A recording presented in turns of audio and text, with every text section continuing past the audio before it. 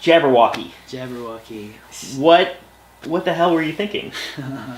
So the kind of springboard of that was I was in St. Louis and I was approached by Ricky Phoenix, who he and another performer, Horchata Dentana, were they were about to produce an Alice in Wonderland show. Okay. And he asked me to do the show, and I was like, "Ooh, cool! What do you want me to do?" And he was like, "I want you to be the Cheshire Cat." And I was like, I don't know why, but like at the time, it just sounded, it was like nails on a chalkboard, because all I could see was me in like this terrible striped suit with this shit-eating grin doing flips all over the place. And I didn't want to do that. So I kept just kind of fighting the idea. I was like, what about this? And he's like, no, we've already got somebody to do this. And he's like, well, what about this? He's like, no. So I was like, and then I just kind of got the Jabberwocky stuck in my head. Yeah. And I was like, I want to do something with this. And he was like, well, we've got somebody that might possibly, but she's not like confirmed. And I was like, well, tell you what, let me come up with something and see what you think, and go from there. Yeah. With Alice in Wonderland, I've always loved how the book, everyone just kind of celebrates their madness, you know, and there's no apology for it. Yeah. And so I wanted to kind of play in that world and see how far I could go. Mm-hmm. And with that poem being it has this kind of dark tone to it. Yeah. I was thinking about that, and it was the idea of what if the Jabberwocky was kind of a person, and this was like this kind of hateful rhyme that was said about this person, and it's constantly being said, and then it's the idea that he's been called this thing and then he becomes this thing. Beware the Jabberwock, my son, the jaws that bite, the claws that catch. I was watching an old B movie called In the Mouth of Madness. Okay. So, which is, I mean, I haven't gone back and watched it since, so probably doesn't hold up very well. But there's this really great image where the main character is in this like padded cell, and there are crosses that he's scratched all over the place and on himself and on his clothes. And then that's just when I saw like the idea of like having the poem written all over, and like him. So that's where the idea of the costume kind of came in, and then kind of seeing that almost as like writing and like pages. So then that kind of informed like the silhouette for it. Yeah.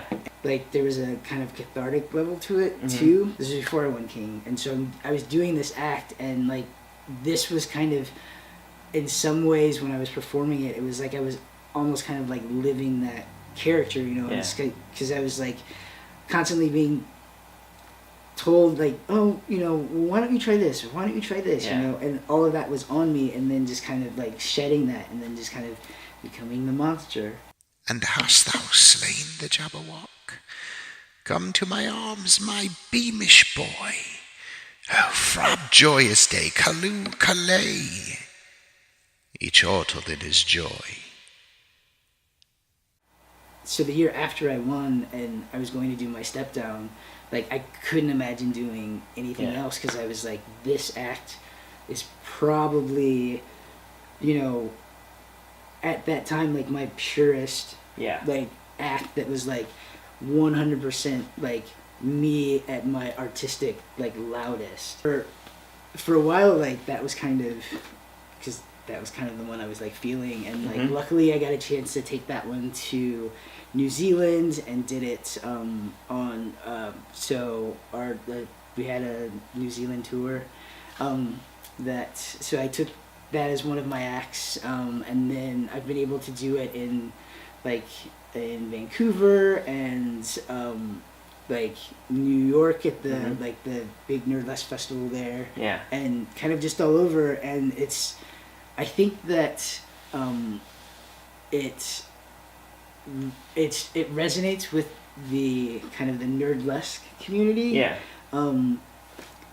And which is awesome, and I think it's kind of funny because I don't know, like when I think of kind of nerdlesque, like I mean I guess so, right? Yeah. But it's kind of like geeklesque though, because that's like I'm taking like a literary term. Like you can't get much dorkier than that. So it's like low totem pole, like geek, like literesque. Right, literesque. Literesque.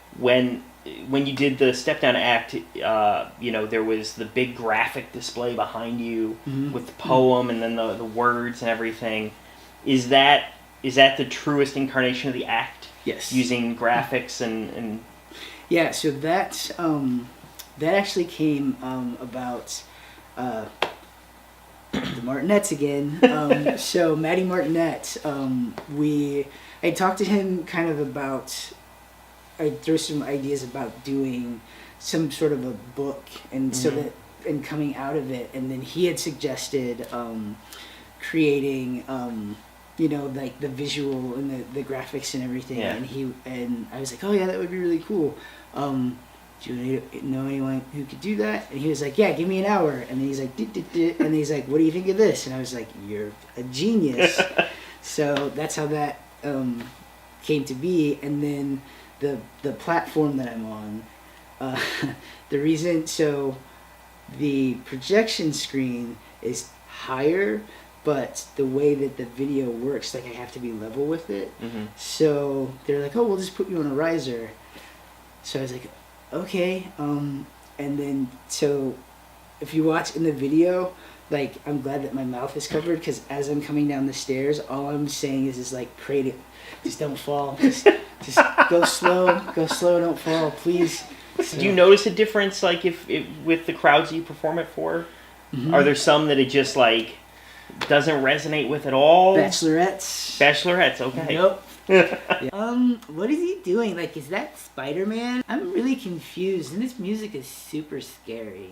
Talk about the individual costume pieces. Okay, so the beginning of the act, it starts, and it's a long coat that has the poem, like just words, and it's done, and it almost you kind of almost see like the mental state of the person as it like breaks down, and it resembles a straitjacket. So, and then did you build that piece yourself or source it? Yeah. So the original costume was built by Barber. Okay. In St. Louis, and when I first created the act, like for that show, I was like, I mean, I was gonna do it for this, and then that's it. I didn't really think that it would be an act that like would kind of be something that would be defining. So the original act was basically made out of like kind of stitches and hope, So and then and just recently, I was like, okay, it's time to put on your big boy pants and like actually adult this and like make a legit costume, like that's more so the costume has recently gotten an upgrade, and Mr. Jr. worked on it and has done an amazing job. So the costume has it's still the same, but like it's just upgraded. Yeah. So there's that piece. There's the straitjacket piece. Yeah. So there's a straitjacket piece, and then there are goggles, and there's a mask that has like the big teeth. Yeah. So, and then there's a top hat, and the top hat is actually like kind of it's cut out, and then there's a bird cage, and then there's a bird inside of it, and it's the Jub bird. So I try to use as many like little things from the poem. Beware the Jub bird, and shun the frumious bandersnatch. I found that one way that helps me when I'm working on like an act to get into it is like all of the small little details are the things that kind of like help me get like get to know the character more. Yeah. Yeah. So what's the music? So the music is it's Amon Tobin's Bloodstone, but I use bits from the original, and then there's a remix with the Kronos Quartet. Okay. So and I use the two of those. Yeah. That's when that like musical drop happens and things get weird. Yep. Yeah. Yeah. The way that the end, so I do like this kind of flapping of the wings, and like, you know, somebody jokingly was like, "Oh, you should do a mic drop," and then I was like, "You know what? I'm totally going to." Drops. I was like, done. So that's how that came to be. Nice. So thank you, and bye. Bye.